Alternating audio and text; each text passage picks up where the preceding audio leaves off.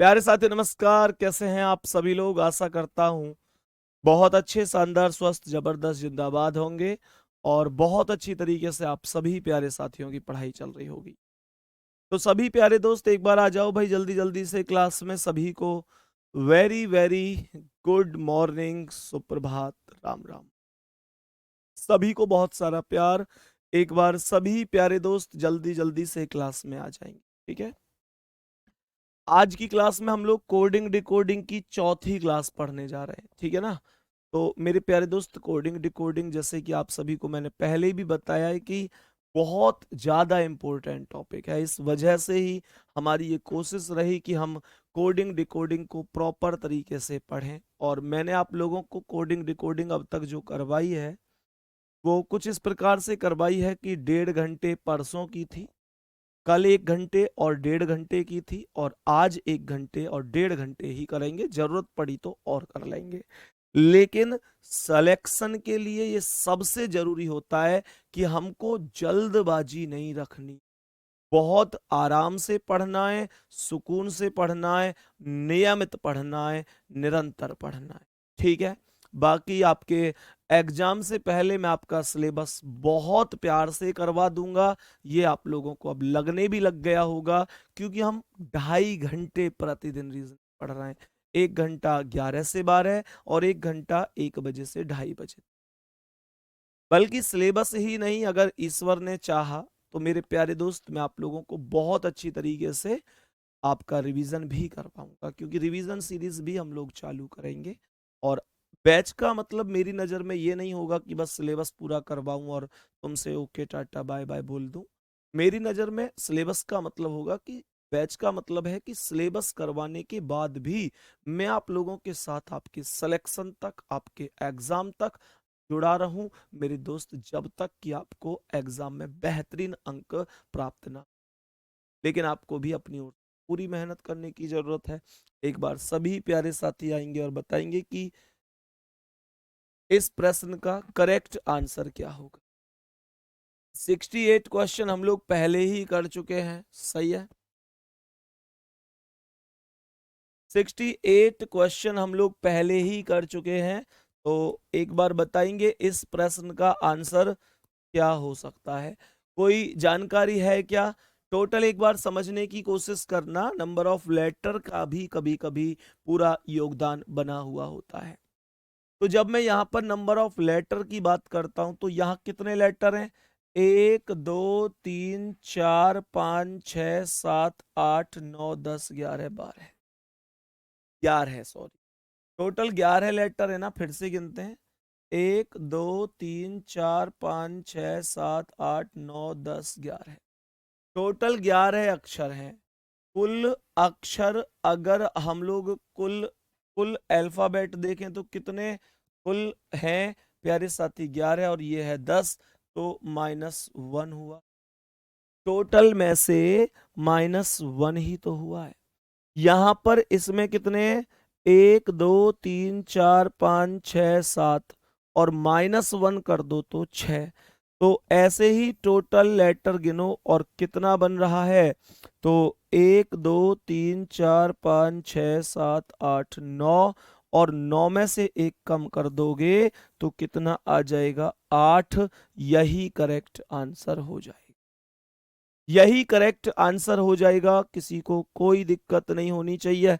Next question पर आ जाओ। आज की क्लास का अगला सवाल प्यारे साथियों, बताओ इसका आंसर क्या है।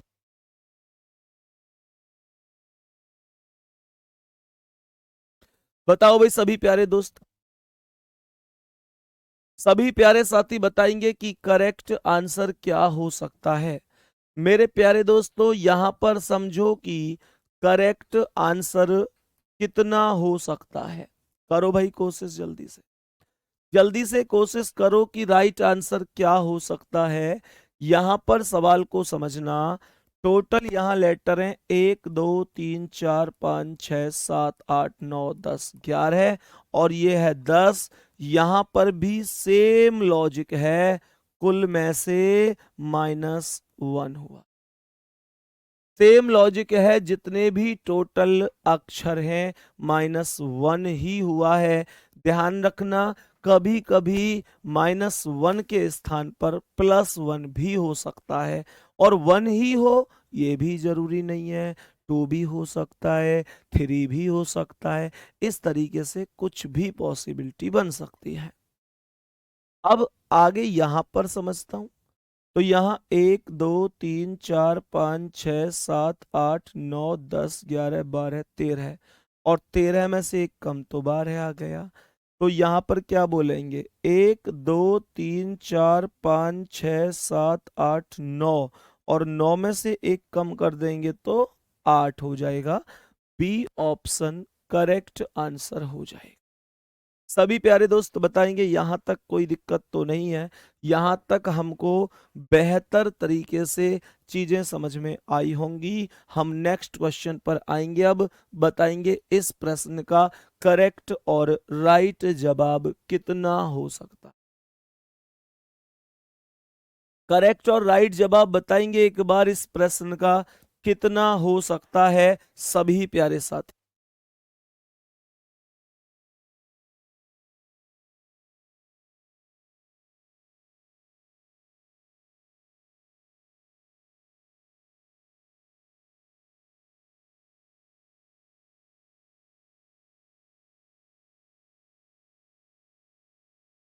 बताओ भाई जल्दी से क्या होगा इसका आंसर। सवाल ने कहा एक निश्चित कूट भाषा में इसको इतना लिखा जाता है, और इसको इतना लिखा जाता है, और इसको कितना लिखा जाएगा। कई बार होता क्या है, ध्यान से समझना, कई बार क्या होता है समझने की कोशिश करना।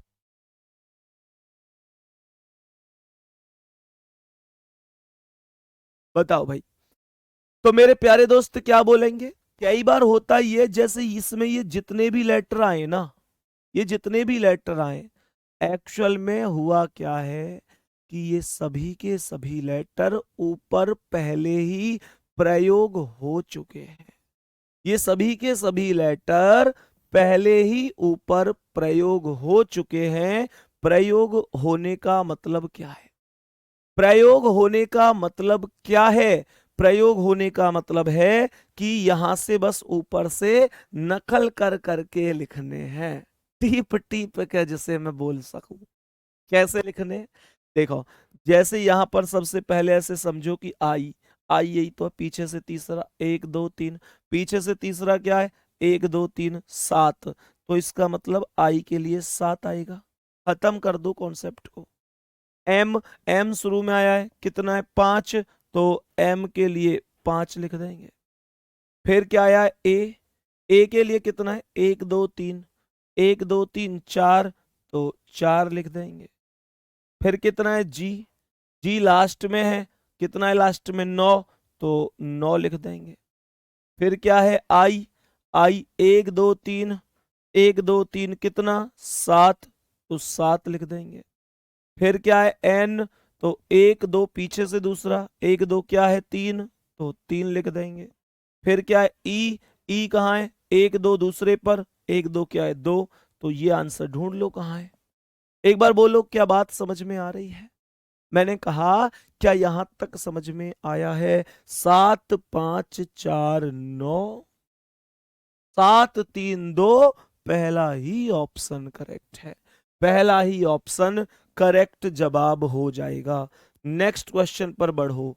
आज की क्लास का अगला सवाल, मुझे एक बार लॉजिक भी बताना, लॉजिक भी बताना कि करेक्ट लॉजिक क्या हो सकता है। लॉजिक भी बताना है कि इस प्रश्न का लॉजिक क्या हो सकता है। लॉजिक, लॉजिक जरूर बताना भाई कि करेक्ट लॉजिक कितना हो सकता है। जल्दी से बोलेंगे। मुझे ये बताओ सी कितने पर है 3 पर, एच कितने पर 8 पर, ई 5 पर, सी 3 पर, के 11 पर। जब आप इन सभी को ऐड करोगे तो 8 3 11, 5 16, 3 19, और 11 कितना 30 हो जाएगा। पर ये 30 से 110 तो बहुत ज्यादा है। इसका मतलब मुझे लगता है कि डायरेक्ट नहीं बल्कि अपोजिट की वैल्यू के साथ कुछ ना कुछ हुआ होगा। डायरेक्ट तो हुआ ही नहीं है भाई, 30 से तो डायरेक्ट 30 चौक 120 होता, या तो 4 की गुणा होती तो। मेरे प्यारे दोस्त फिर क्या करूं, अपोजिट करो। सी का अपोजिट कितना होता है, एक्स होता है। एच का एस होता है। ई का वी होता है। सी का एक्स होता है। के का पी होता है। और जब आप इस अपोजिट की वैल्यू लिखोगे तो एक्स कितने पर आता है, 24 पर। एस 19 पर। वी 22 पर। एक्स 24 पर। पी 16 पर। जब आप इन सब को जोड़ोगे तो 4 और 9 13, 2 15, 4 19 और 6 25। सही है। 25 का 5 होगा और हासिल कितना होगा, 25 का 5 और हासिल कितना 2। तो 2 और 1 3 और 2 5 और 2 7 और 1 8 और 2 10, 105 बनेगा। ये जो टोटल बन गया, टोटल 105 बन गया। और ये संख्या कितनी है, 110। अब 105 में अगर 5 और प्लस कर दिया जाए तो 110 बनता है कि नहीं बनता है। तो अपोजिट की वैल्यू लिखी हुई है। जब यहां पर सी को 24 पढ़ो तो भैया सी का मतलब एक्स, अपोजिट करके 24।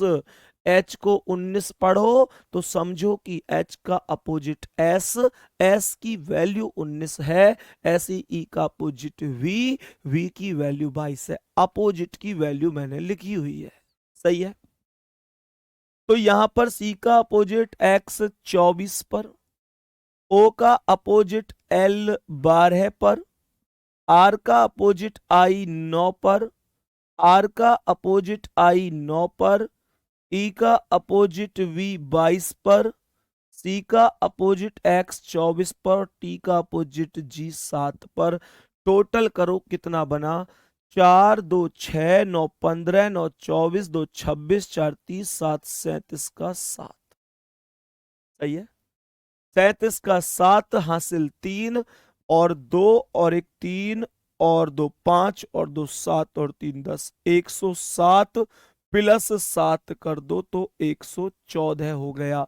सर ऊपर 5 प्लस हुए, नीचे 7 प्लस हुए, इसकी वजह क्या थी, वजह हो सकती है कुल अक्षर की संख्या। जैसे यहां पर ध्यान देना, 1 2 3 4 5 अक्षर थे तो 5 प्लस। यहां पर 1 2 3 4 5 6 7 अक्षर थे तो 7 प्लस। डब्लू का अपोजिट डी 4 पर आता है। आर का अपोजिट आई 9 पर आता है। ओ का अपोजिट एल 12 पर आता है। एन का अपोजिट एम 13 पर आता है। जी का अपोजिट टी 20 पर आता है। तो यहां पर इसने कहा 9 और 4 13 और 13 26 और 12 38, 10 48, 10 58। टोटल जो वैल्यू बनी है वो टोटल वैल्यू 58 बनी है। टोटल लेटर 5 है तो 5 प्लस करूंगा, 63 आंसर हो जाएगा। 63 करेक्ट आंसर हो जाएगा। बी ऑप्शन राइट जवाब है। क्या बोलेंगे, बी ऑप्शन राइट जवाब है। 63 करेक्ट आंसर है। कोई दिक्कत यहां तक, आगे बढ़ जाएं। अब नेक्स्ट क्वेश्चन पर चले। बोलो भाई इसका आंसर क्या है। मेरे सभी प्यारे दोस्त बताओ इस प्रश्न का करेक्ट आंसर क्या होगा। जल्दी से बताएंगे इस प्रश्न का करेक्ट और राइट आंसर कितना हो सकता है। करेक्ट और राइट आंसर कितना हो सकता है, जल्दी से बताने की कोशिश करेंगे। मुझे लगता है कि ऐसा क्वेश्चन हमने कल किया था और शायद हो सकता है कि वो यही क्वेश्चन हो, पर चलो कोई नहीं, इतना याद नहीं है, लेकिन आंसर बताएंगे क्या होगा। डब्लू, डब्लू मेरे प्यारे साथी, डब्लू का अपोजिट डी कितने पर, 4 पर। ए का अपोजिट जेड कितने पर, 26 पर। L का अपोजिट O 15 पर और K का अपोजिट P 16 पर। K का अपोजिट P कितने पर आ जाता है? 16 पर आ जाता है। अब ध्यान से सुनना, 26 और 4 30, 30 और 15 45, 10 55 और 6 61, टोटल कितना बन गया? 61। टोटल 61 प्लस कितना? 16। 16 16 कहां से आ गया सर? 16 कहां से आया? एक्चुअल में 1 2 3 4 थे लेटर, और 4 का जो स्क्वायर होता है वो 16 ही होता है। 4 का स्क्वायर अर्थात 16 जोड़ा गया है। यहां तक किसी को कोई इतनी सी भी प्रॉब्लम तो नहीं है इस प्रश्न के अंदर। सवाल आगे क्या कहता है? आगे यहां पर कहता है डी का अपोजिट W 23 पर, R का I 9 पर, I का R 18, V का E 5 और E का V 22। तो ये आएगा तुम्हारा 3 और 9 12, 8 20, 5 25, 2 27 का 7 हासिल 2, 2 और 1 3 और 2 5 और 2 7, 77 बन रहा है ये, है ना? 77 बन रहा है। मुझे लगता है ठीक है। 77 में कितना जोड़ दूं जो 102 बन जाए? मेरे प्यारे दोस्त 102 में से 77 घटा लो, 12 में 7 गए 5, 9 में 7 गए 2, 25 जोड़ना पड़ेगा। 25 कैसे आएगा भैया? 1 2 3 4 5 लेटर हैं और 5 का अगर स्क्वायर कर दोगे तो 25 ही तो होगा। 5 का जब आप स्क्वायर कर दोगे तो 25 ही जवाब आपको मिल जाएगा। अब आप लोग कहेंगे कि S का अपोजिट H होता है। S का अपोजिट H कितने पर? 8 पर। W का D 4 पर, I का R 18 और M का N 14 पर। सही है, M का N 14 पर हो जाता है।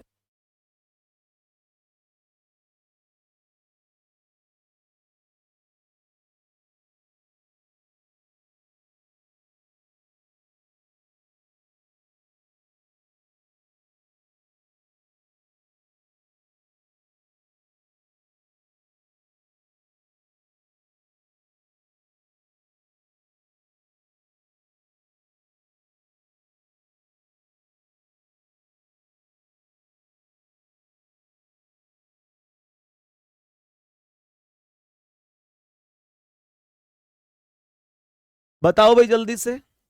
8 4 12 और 18 30, 10 40 4 44, टोटल 44। अब मुझे ये बताओ कि इस 44 में कितना प्लस करना पड़ेगा? सर टोटल लेटर कितने हैं? 1 2 3 4, 16 प्लस कर दो, क्योंकि 44 में 4 का वर्ग 16 प्लस करना पड़ेगा। तो 44 में जब आप 16 प्लस कर दोगे तो कितना आ जाएगा? 60 आ जाएगा, और यही आपका करेक्ट और राइट आंसर हो जाएगा। यहां तक कोई भी दिक्कत नहीं होनी चाहिए। नेक्स्ट क्वेश्चन पर आ जाओ। आज की क्लास का अगला सवाल, बताओ इसका करेक्ट आंसर क्या होगा? सभी प्यारे साथी बताएंगे कि इस प्रश्न का करेक्ट और राइट जवाब कितना हो सकता है। बोलो भाई जल्दी से, फास्ट करके आंसर दिया करो, फास्ट, एकदम फास्ट आंसर दिया करो कि फास्ट आंसर क्या हो सकता है। बताओ जल्दी से, जल्दी से बताओ करेक्ट आंसर क्या हो सकता है। और ये जो क्वेश्चन है, विश्वास करो कि इतना दमदार क्वेश्चन है कि आपको लगेगा कि क्या गजब का लेवल दिया है इस टीचर ने। और ये क्वेश्चन आया हुआ क्वेश्चन है, सीजीएल ने पूछा है 20/7/23 को। मेरे प्यारे दोस्त बहुत ही यूनिक क्वेश्चन है। 2023 अर्थात पिछली साल ही 20 जून को, सॉरी 7 का मतलब जुलाई, 20 जुलाई को ये क्वेश्चन पूछा गया था। ध्यान से समझना। तो क्या क्वेश्चन है ये, ध्यान से समझो। 714 बड़ा नंबर है, ये कंफर्म है कि प्लस वगैरह से तो बात नहीं बनेगी, प्लस वगैरह से नहीं बनेगी। तो यहां समझो F 6 पर, O 15 पर, N 14 पर। देखो ऐसे समझना, ये 15 और 6, ये 15 और 6 कितना हो गया? 21 हो गया। 15 और 6 कितना हो गया? 21 हो गया। कहने का मतलब इन दोनों का टोटल, और n 14 पर t 20 पर, ये कितना हो गया? 20 10 30 और 4 34 हो गया। इनकी गुणा कर लो आपस में। 4 एकम 4, 4 दूनी 8, 3 एकम 3, ऐसे समझो। 3 एकम 3, 3 दूनी 6, 4 8 3 11 1 6 और 1 7, ये 714 आ गया। लॉजिक के लिए थम्स अप करके जरूर बताना कि क्या क्या एक बेहतरीन लॉजिक है जो आप लोग यहाँ पर बोर्ड पर देख पा रहे हैं। देख रहे हैं कितना शानदार और गजब का लॉजिक है मेरे प्यारे दोस्तों। ऐसे ही G7 पर L 12 पर, तो 7 और 12 19 हो गया। यहां पर U21 पर 5 पर E, तो 21 और 5 26 हो गया। तो 6 निम्मा 54 का 4 हासिल 5, 6 एकम 6 और 5 11, 2 निम्मा 18, 2 निम्मा 18 का 8 हासिल 1, 2 एकम 2 और 1 3, तो 4, 8 और 1 9, 3 और 1 4, 494 यहां पर आ गया। समझ में आ रही है कहानी? समझ में आ रही है? ऐसा लग रहा है ना इस क्वेश्चन को देख के कि ये तो ऐसा लॉजिक है कि मतलब जैसे किसी ने ऐसे ही बना दिया हो। ऐसे ही नहीं बनाया। ये पूछा गया क्वेश्चन है 20/7/23 को, मैं तारीख भी बता रहा हूं इस वजह से। सही है, ध्यान से समझना मेरे प्यारे दोस्त। तो J10 पर आता है, O15 पर। 15 और 10 कितना हो गया? 15 और 10 25 हो गया। कह रहा है कि 11 पर और E5 पर, 11 और 5 16 हो गया। 16 पंजे 80 की 0 हासिल 8, 16 दूनी 32 और 8 40, 400 आपका करेक्ट आंसर है। 400 आपका करेक्ट आंसर है। राइट जवाब है 400। 400 करेक्ट आंसर हो जाएगा। कोई दिक्कत किसी को? नेक्स्ट क्वेश्चन पर आ जाओ। नेक्स्ट क्वेश्चन पर आ जाओ और बता दो कि इस प्रश्न का आंसर क्या है। हमने क्या बोला क्वेश्चन में? F 6 पर है, 6 में 3 जोड़ दो तो 9 हो गया, प्लस 3 किया तो 9 हो गया। I 9 पर है, 9 में 3 जोड़ दो तो 12 हो गया। L 12 पर है, 12 में 3 जोड़ दो तो 15। M 13 पर है, 13 में 3 जोड़ दो तो 16। लेटर जो लिखे हुए हैं उनकी प्लेस वैल्यू में 3 प्लस किया गया है। सही है यहां तक? तो ध्यान से समझना। E5 पर 5 और 3 8, A1 1 और 3 4, S 19 19 और 3 22, T 20 20 और 3 23। इतना सा ही तो काम है। इतना सा ही तो काम है। बहुत बढ़िया प्रियंका कुमारी, भैया जी आपका पढ़ाया माइंड में रहता है। Thank you Priyanka. सोनिया, विराट, संदीप, बहुत बढ़िया। मोहन, विवेक, रोहतास, रोहन, बहुत शानदार। तो हर एक में 5 3 3 प्लस हुआ है। तो H 8 पर है, 8 और 3 11 है। एक ही ऑप्शन 11 से शुरू है, ऑप्शन नंबर डी। वास्तविक अक्षर की वैल्यू में 3 प्लस हुआ है। क्या बोलेंगे? वास्तविक अक्षर की वैल्यू में 3 प्लस हुआ है। इससे ज्यादा कोई कॉन्सेप्ट नहीं है। बहुत आराम से आप कर सकते हो। ठीक है, नेक्स्ट क्वेश्चन पर आ जाओ। बताओ भाई इस प्रश्न का आंसर क्या है? जल्दी से बताएंगे इसका करेक्ट आंसर क्या हो जाए। चलो भाई। इतना ठंडा पानी क्यों ले आया यार? नॉर्मल मंगाया था। गले में फिर दर्द हो जाता है। क्लास ज़्यादा चल रही है ना यार, फिर क्लास डिस्टर्ब होती है, गले में दर्द हो जाता है। तो पानी नॉर्मली लाया करो।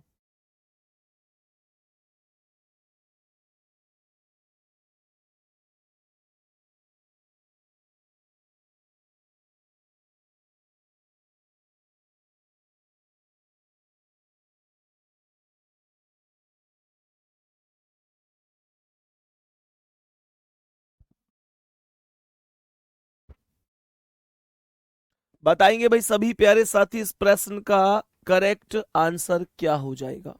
ध्यान से समझना सभी प्यारे दोस्त, एक बार ध्यान से सुनना।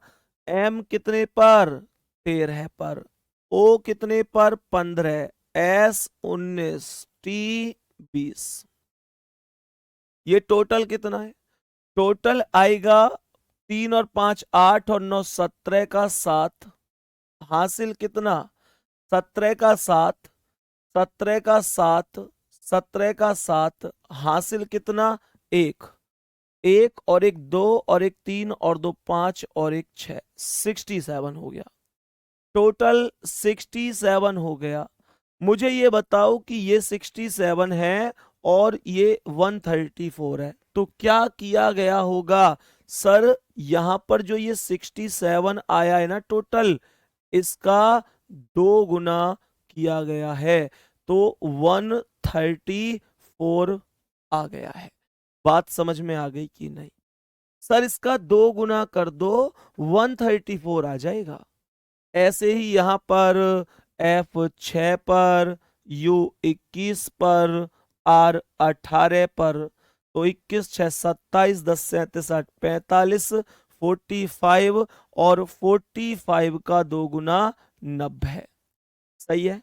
यहाँ S 19, U 21, C 3 E 5, S 19 S 19। तो ये कितना आएगा? दोगुना लिख देना इसे। जो नोट्स बन रहे हैं, जो नोट्स बन रहे हैं उन सभी में ऐसे ही लिखना कि 67 इंटू 2 इजकल टू 134, और ऐसे ही 45 इंटू 2 90। इन्हें जोड़ो तो ये 9 और 1 10 और 3 13, 3 16, 5 21, 9 30 और 9 39 का 9। हासिल कितना? 39 का 9 हासिल कितना? हासिल हो गया 3। तो 1 और 2 3 और 3 6, नहीं 1 और 2 3 और 1 4 और 1 5 और 3 8, 89। 2 गुना कर दो, 2 में 18, 2 8 16, 1 17, 178 आंसर हो जाएगा। ठीक है। टोटल 89 बन गया। 89 में कर दो 2 की गुणा, तो 170, क्या बोलेंगे, 178 हो जाएगा। यही करेक्ट आंसर। आ जाओ नेक्स्ट क्वेश्चन। नेक्स्ट क्वेश्चन पर आ जाते हैं और समझते हैं कि इसका करेक्ट आंसर क्या हो जाता है। सवाल को समझेंगे जल्दी से, सवाल को ध्यान से समझेंगे कि इस प्रश्न का राइट आंसर क्या होगा। बताओ भाई जल्दी से, सभी प्यारे साथी एक बार जल्दी से बताएंगे इस प्रश्न का राइट और करेक्ट आंसर क्या हो सकता है। राइट और करेक्ट आंसर क्या हो सकता है, जल्दी से बताने की कोशिश करेंगे। मेरे सभी प्यारे दोस्त एक बार जल्दी से बताने की कोशिश करेंगे कि इसका राइट आंसर क्या हो सकता है। सबसे पहले यहां एफ का अपोजिट यू कितने पर आता है? यू 21 पर, तो 21 हो गया। फिर ए खुद 1 पर आता है, +3 कर दो तो 4 हो गया। कहने का मतलब पहले विपरीत किया गया, उसके बाद +3 किया गया। उसके बाद एल का अपोजिट ओ होता है 15 पर, अर्थात फिर से विपरीत किया गया।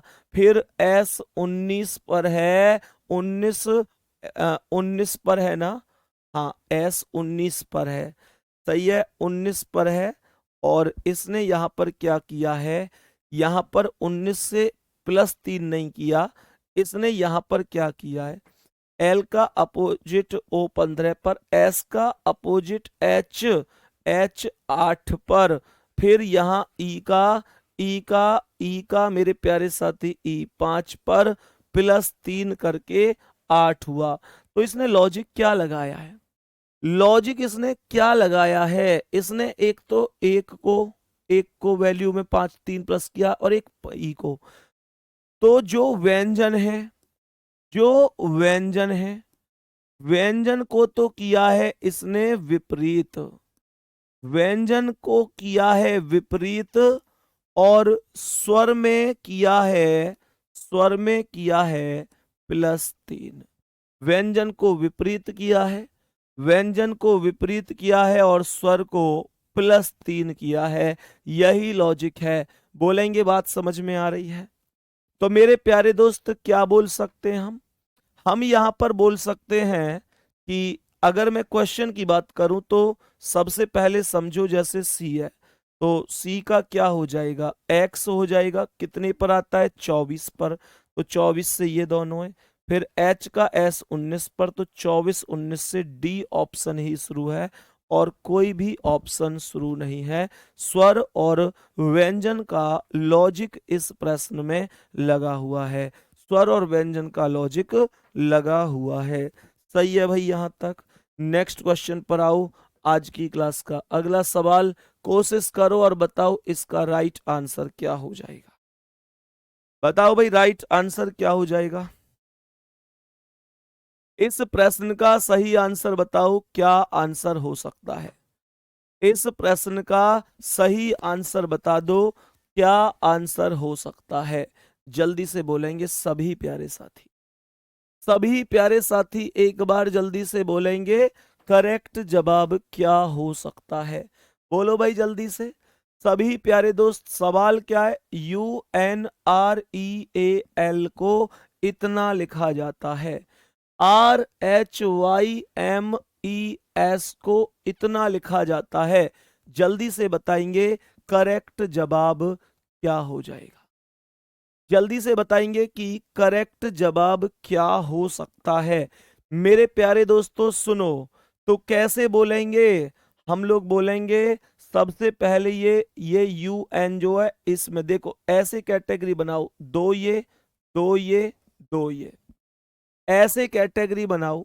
तो यहां पर ऐसे समझो, अगर दो दो की कैटेगरी बनाऊंगा, दो दो की कैटेगरी, तो पहले n, n कितना है 14 है, तो यहां पर 14 आ गया। फिर ये u कितना है 21, तो ये 21 आ गया। फिर इन दोनों में बाद वाला e कितना है 5, तो ये 5 आ गया। ये r कितना है 18, तो ये 18 आ गया। ये L बाद वाला कितना 12 है, तो 12 आ गया। ये A1, तो 1 आ गया। यहां तक बोलो समझ में आ गया सवाल। यहां तक बोलो सवाल समझ में आ गया कि नहीं आ गया। सही है यहां तक। अब अगर हम क्वेश्चन में यहां पर ऐसे ही इनको करें, तो पहले R और H में H की वैल्यू आनी चाहिए 8 पर, फिर R की वैल्यू आनी चाहिए 18 पर, फिर Y और M में M की वैल्यू आनी चाहिए 13 पर, फिर Y की वैल्यू आनी चाहिए 25 पर, फिर E और S में S की वैल्यू आनी चाहिए 19 पर, और E की वैल्यू 5 पर। बड़ा साधारण सा, बहुत सिंपल सा कॉन्सेप्ट लगा हुआ है। उम्मीद करता हूं कभी भी गलत नहीं होगा। सवाल को समझो। अब ऐसे ही दो लेटर ये हैं, दो ये हैं, दो ये हैं, तो पहले I की वैल्यू 9 आनी चाहिए। हर स्थान पर 9 लिखा हुआ है पर इस पर नहीं है। फिर A 1 पर आना चाहिए, A 1 पर आना चाहिए। इसमें इसमें इसमें भी नहीं है, तो ये भी गलत है। B और D तो डायरेक्ट गलत हो गए। अब ये दो बच गए। उसके बाद यहाँ R और W में W आना चाहिए 23 पर, तो 23 यहाँ पर है। सी ऑप्शन आपका, सी ऑप्शन आपका राइट आंसर हो जाएगा। सी ऑप्शन आपका राइट आंसर हो जाएगा। यहां तक किसी को भी कोई दिक्कत नहीं होगी और बहुत ही आराम से आप क्वेश्चन का आंसर समझ जाओगे, किसी को कोई भी दिक्कत नहीं होगी। नेक्स्ट क्वेश्चन पे चलें साथी। यहां तक बताएंगे मेरे सभी प्यारे वीर की किसी को कोई दिक्कत तो नहीं है। सभी प्यारे साथी आराम से समझ पा रहे हैं ना कि लॉजिक क्या है। क्लास को वाकई कंटिन्यू रखा करो बहुत अच्छी तरीके से। क्लास में अगर आप लोग किसी क्लास में नहीं आते हैं, तो अगली क्लास में जाने से पहले किसी कारणवश अगर पिछली क्लास नहीं भी कर पाए, तो ये आपका दायित्व बनना चाहिए कि हाँ अगर मैं पिछली क्लास किसी कारण से नहीं कर पाया तो उसे कर लूं। ठीक है ना, नहीं तो फिर कोई फायदा नहीं है इन सब चीजों का। बेहतर पढ़ोगे तब बेहतर रिजल्ट बनेगा, नहीं तो दुनिया सपने देख रही है, सब लोग सपने देख रहे हैं, कोई फर्क नहीं पड़ता इन चीजों से, ध्यान रखनी है। मजाक नहीं कर रहा हूं पर सच बता रहा हूं मेरे प्यारे दोस्त, पढ़ लोगे तो सिलेक्शन है, नहीं पढ़ोगे तो कोई सिलेक्शन नहीं है। दुनिया बहुत बहुत पढ़ रही है। आ जाओ नेक्स्ट क्वेश्चन पर। अब अगले सवाल पर बढ़ेंगे, यहां तक तो कोई दिक्कत ही नहीं होगी, सबको समझ में आया होगा, बेहतर तरीके से समझ में आया होगा ये सवाल। सवाल पर आ जाओ, नेक्स्ट क्वेश्चन क्या कह रहा है। नेक्स्ट क्वेश्चन पर आ जाओ, क्या कह रहा है ये सवाल। ध्यान से समझते हुए चलेंगे। अब क्या कहता है ये सवाल। PRICK को 30 लिखा जाता है, बताओ जल्दी से। P कितने पर आता है, 16 पर आता है, R 18 पर, I 9 पर, C 3 पर, K 11 पर। एक्चुअल में ध्यान से समझने की जरूरत है कि यहां पर इसने इस वाले कॉन्सेप्ट में एक कॉन्सेप्ट ऐसा भी होता है जिस कॉन्सेप्ट में यहां पर इसे कोई फर्क नहीं पड़ता कि जो 16 है इसे भी 1 और 6 अलग अलग मानता है। जो 16 लिखा हुआ है ना, जो 16 लिखा हुआ है इसे वो 16 नहीं मान रहा, इसे वो एक अलग और 6 अलग मान रहा है। कहने का मतलब हर एक नंबर को अलग ही मान रहा है। टोटल करके देखो, 1 और 6 7 और 1 8 और 8 16 और 9 25 और 3 28 और 1 29 और 1 30। बन गया कि नहीं, टोटल बन गया कि नहीं, सभी के सभी नंबरों का टोटल बन गया कि नहीं। दोबारा से सुनो, क्या बोला हमने, कहा 1 और 6 7 और 1 8 और 8 16 9 25 3 28 1 29 और 1 30। यहां पर M 13 है, A 1 K 11 है, E 5 जोड़ो, 1 और 3 4 और 1 5 और 1 6 और 1 7 और 5 12 है। बन गया कि नहीं। C 3 पर, R 18 पर, A 1 पर, Z 26 पर, Y 25 पर, जोड़ो, 3 और 1 4 और 8 12 और 1 13 और 2 15 और 6 21 और 2 23 और 5 28। ए ऑप्शन आंसर हो जाएगा, ए ऑप्शन करेक्ट आंसर हो जाएगा। किसी को कोई दिक्कत परेशानी। नेक्स्ट क्वेश्चन पर बढ़ जाओ। आज की क्लास का अगला सवाल, बताओ इसका आंसर। बोलो भाई जल्दी से, जल्दी से बोलो क्या आंसर हो सकता है।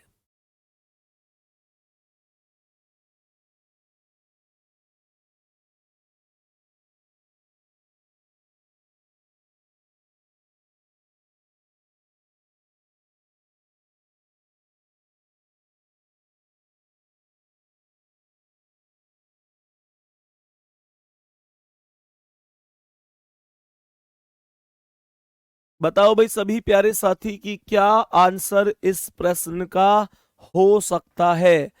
जल्दी से बताने की कोशिश करेंगे, जल्दी से बताने की कोशिश करेंगे कि क्या हो सकता है करेक्ट आंसर। क्या हो सकता है करेक्ट आंसर, बोलो जल्दी से।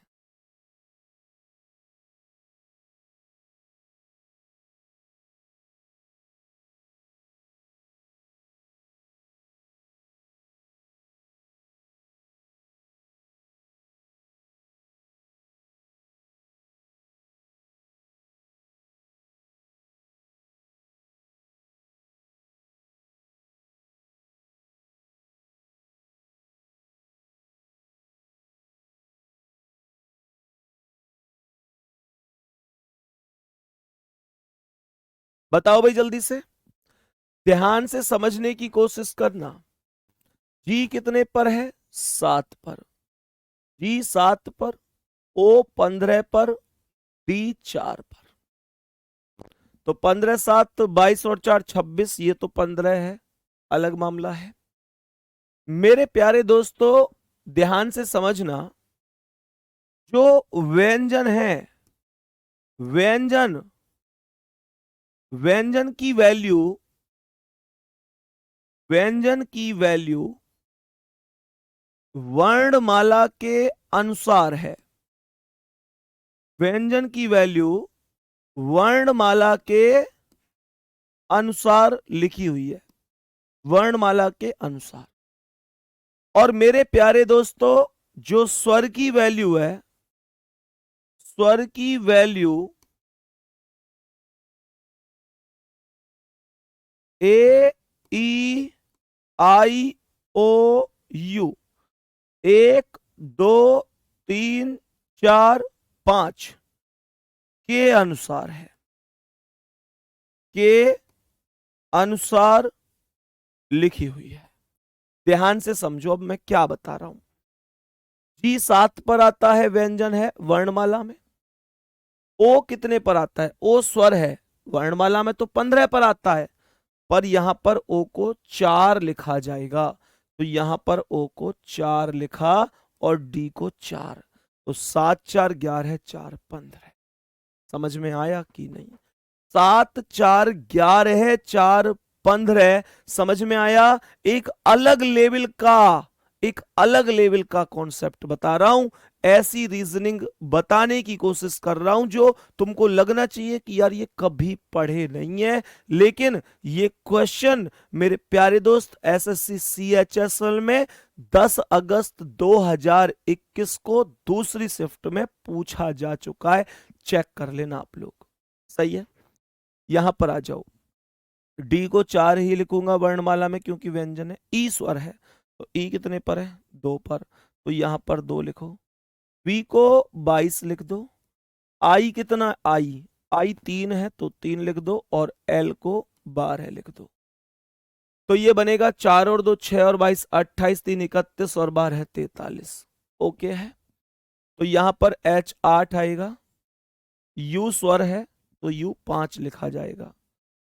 एम को 13 ही लिखेंगे। ई को 2 लिखेंगे क्योंकि ए के बाद ई 2 पर आता है स्वर में, और एन 14 पर।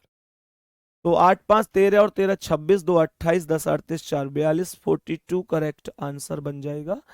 डी ऑप्शन हमारा राइट जवाब हो जाएगा। सही है यहां तक? बाकी मेरे प्यारे दोस्त, थोड़ा सा हम लोग अब आज की क्लास में थोड़ा बचे हुए समय में एक बार थोड़ा सा सिलेबस को डिस्कस कर लेते हैं। 80 क्वेश्चन तक अभी हमारे हुए हैं। बहुत सारे बच्चों के लगातार मैसेज होते हैं कि भैया सिलेबस में कितना बचा हुआ है, क्या क्या बचा हुआ है। थोड़ा सा डिस्कस करा देता हूं मैं तुम लोगों को कि तुम्हारा सिलेबस कितना बचा हुआ है, क्या हमें टाइम लगने वाला है अभी सिलेबस में। तो सभी प्यारे साथी एक बार थोड़ा सा डिस्कशन कर लेते हैं, कोई दिक्कत नहीं है। एक बार सिलेबस में बढ़िया और शानदार तरीके से कि क्या आपका सिलेबस बचा हुआ है। तो क्वेश्चन का कोई ऐसा दिक्कत नहीं है। सही है, कोई यहां पर ऐसी दिक्कत नहीं है। ये क्वेश्चन हमने किए हैं, कोई दिक्कत नहीं। ध्यान से समझना, मैं यहां पर सिलेबस आप लोगों के लिए उपलब्ध करके लाया हूं। कोडिंग डिकोडिंग हो चुका है, एनालॉजी हो चुका है। अब कोई भी टॉपिक आपको लगता है कि भैया ये टॉपिक भी एक्स्ट्रा है, तो मुझे बता देना। जो टॉपिक हो गए, उन टॉपिकों के अलावा जो बचे हैं वो मैं लिख रहा हूं। अब खुद देख लो कि कितना सिलेबस बचा हुआ है। तुम हल्ला मचाते थे पेपर आ गया, जल्दी करवाओ जल्दी करवाओ। मैंने कहा ना, तसल्ली से चलेंगे, बहुत आराम से कर लेंगे, दिक्कत मत लिया करो। सही है। कोडिंग डिकोडिंग हो गया, समानता हो गया, वर्गीकरण हो गया, श्रृंखला हो गया, रक्त संबंध हो गया, दिशा हो गया, वैनारिक हो गया, श्लोक्स हो गया, क्रम व्यवस्था हो गया, बैठक व्यवस्था। मेरे प्यारे दोस्त थोड़ा सा मतलब बैठक व्यवस्था पूरा नहीं हुआ था, सिटिंग अरेंजमेंट शुरू में डेमो के तौर पे कराया था, फिर दोबारा से कर लेंगे उसे, कोई दिक्कत नहीं है। शब्दकोश डिक्शनरी ऑर्डर हो गया, लुप्त संख्या हो गया, वर्णमाला हो गया। मेरे प्यारे दोस्त वर्ड फॉर्मेशन बचा हुआ है। क्या बोलेंगे? वर्ड फॉर्मेशन बचा हुआ है। वर्ड फॉर्मेशन मैं आपको यह भी बताऊंगा कि कौन सा टॉपिक कितने दिन का बचा हुआ है, कितनी देर का टॉपिक है। सही है। तो वर्ड फॉर्मेशन हम लोगों का अभी बचा हुआ है। ठीक है, वर्ड फॉर्मेशन ये लिख दिया मैंने। वर्ड फॉर्मेशन के अलावा कंडीशनल नंबर एंड लेटर बचा हुआ है।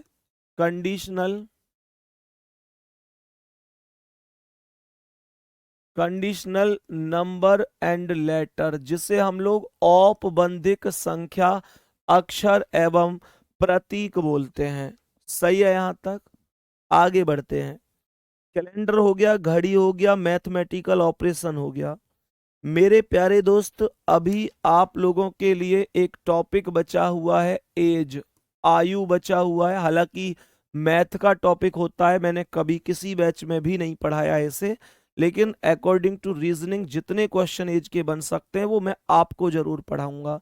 तैय्या किसी बैच में नहीं पढ़ाया, लेकिन आज तक मैंने एज को पर आपको पढ़ाऊंगा। आगे यहाँ पर एक बचता है हमारा अर्थमेटिकल रीजनिंग। अर्थमेटिकल रीजनिंग में पूरा मैथ मत पढ़ने लग जाना मुझसे कि भैया पूरा ही मैथ पढ़ा दो। अर्थमेटिकल रीजनिंग में ऐसे क्वेश्चन बनते हैं कि जैसे कहता है ना, एक बंदर एक पेड़ पर 1 मिनट में इतना चढ़ता है, इतना फिसलता है, खंबे पर चढ़ता है, इतना फिसलता है, कितनी देर में शीर्ष पर पहुंच जाएगा। या फिर पूछ लेता है कि 2 पैर वालों की संख्या कितनी है, 4 पैर वालों की संख्या कितनी है। या फिर पूछ लेता है एक टोकरी में कुछ फूल हैं, हर मिनट में दुगने हो जाते हैं, टोकरी इतनी देर में भर जाती है।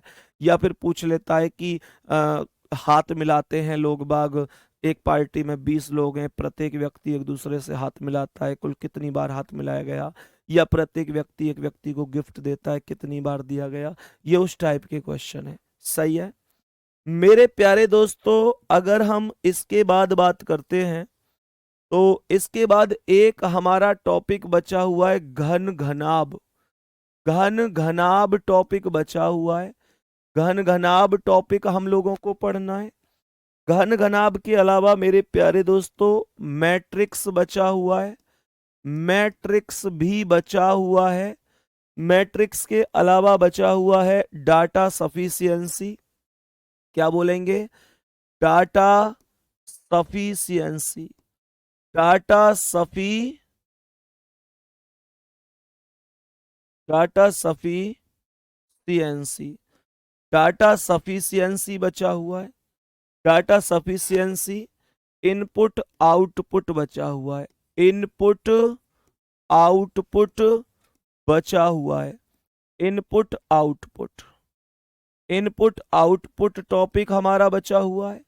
मेरे प्यारे दोस्त, इनपुट आउटपुट के अलावा मैं अगर आप लोगों से कहूं तो मेरे प्यारे दोस्त अभी हमारे पास पजल बचा हुआ है। पजल। क्या बचा हुआ है? पजल बचा हुआ है। हमारे पास अभी मेंटल एप्टीट्यूड अर्थात मानसिक अभिरुचि बची हुई है। मानसिक अभिरुचि। मानसिक अभिरुचि बची हुई है। ध्यान से समझेंगे। मानसिक अभिरुचि बची हुई है। मेरे प्यारे दोस्त, मानसिक अभिरुचि के अलावा हमारे पास बचा हुआ है क्या?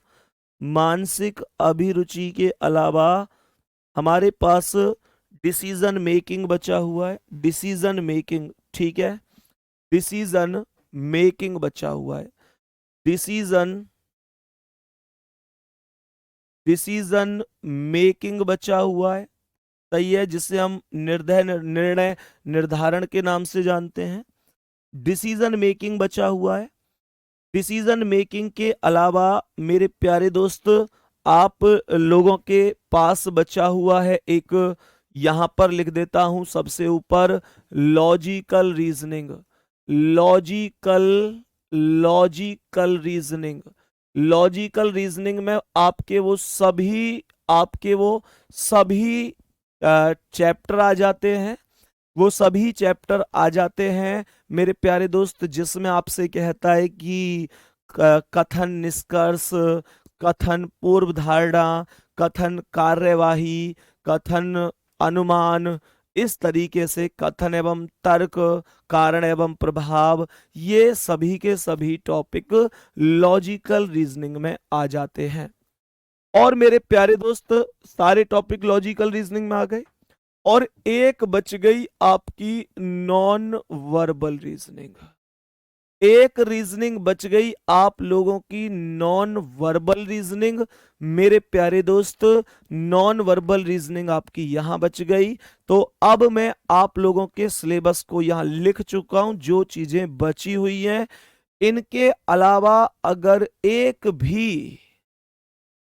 भी टॉपिक ऐसा है जो आपको लगता है कि ये बचा है, तो आप मुझे बता सकते हैं, मुझे नहीं लगता कि इनके अलावा आपका एक भी सिंगल टॉपिक जो मैंने आप लोगों से बैच लाते समय प्रॉमिस किया था, मैंने प्रॉमिस किया हो और अब उसे मैं छोड़ रहा हूं। एक सिंगल टॉपिक बता दो।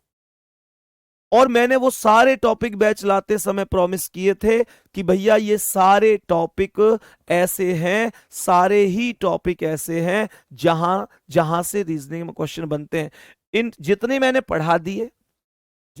पढ़ा दिए वो प्लस जितने ये बच्चे हैं ये, इनके अलावा रीजनिंग में एक सिंगल भी मेरे प्यारे वीरो टॉपिक है ही नहीं। कोई सिंगल टॉपिक रीजनिंग में है ही नहीं, कोई भी टॉपिक नहीं है रीजनिंग में। बात समझ में आ रही है? अब रही बात ये कि कितना समय इन टॉपिकों में लग सकता है, ये बड़ी बात है। देखो कुछ बच्चे कह रहे हैं फिगर काउंटिंग रह गया, मिरर इमेज रह गया, पेपर कटिंग रह गया। अरे यार तुम इतने समझदार विद्यार्थी हो, जब मैंने यहां नॉन वर्बल लिख दिया तो ये नॉन वर्बल में ही तो आते हैं सभी, ये नॉन वर्बल में ही तो आते हैं। Paper cutting, folding, water image, mirror image, ये सभी के सभी भैया उसी में ही तो आते हैं। अब तुम कहने लग जाओ कथन निष्कर्ष, कथन पूर्वधारणा, कथन कार्यवाही, कथन तर्क, ये रह गए। तो ये सब लॉजिकल रीजनिंग मैंने लिख तो दिया, समझ में आ रही है? ये सारे टॉपिक मैं लिख चुका हूं, ये कंप्लीट टॉपिक है जो आप लोगों के बचे हुए हैं।